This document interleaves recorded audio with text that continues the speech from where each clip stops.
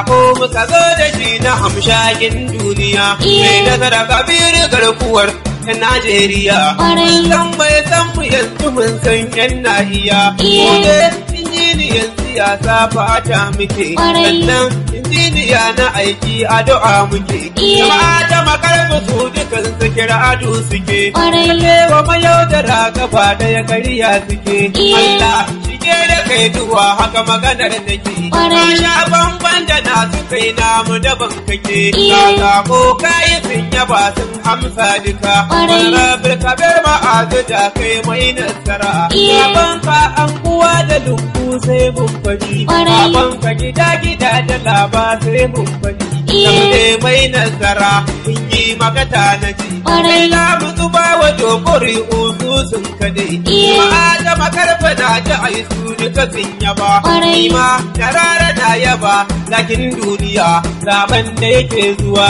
Yi mana zai daɗa. Talakawa suna faɗin Tobi ne dan ma'azu. Zaben da yake zuwa mai yi mana zai daɗa. Talakawa suna faɗin so biyu ne dan ma'azu. Zaben da yake zuwa mai yi mana zai daɗa. Talakawa suna faɗin Tobi ne dan ma'azu. Zaben da yake zuwa mai yi mana zai daɗa. Talakawa suna faɗin so biyu ne dan ma'azu. Farko zan ya kaliki sarkin duniya.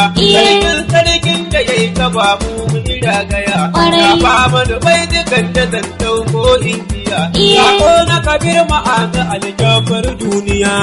Yi mana garkuwar mu waza ya musa mana. Zaben da yake zuwa yi mana zai daɗa. Talakawa suna faɗin so biyu ne dan ma'azu. sai na yi salati kaga baba mun Fatima. Domin sa ake ruwa da tsirrai ko anjima. Har ahali ashabu na sati na an gama. Jama'u da malamai gare su nake sallama. Domin su muke bara kuma mun yi tawassali da annabi mun hamdala. Zaben da yake zuwa yi mana zai daɗa. Talakawa suna faɗin so biyu ne dan ma'azu. da mana kake ka taho da kairi injiniya. Bari kake dan ma'azu sannan da farediya.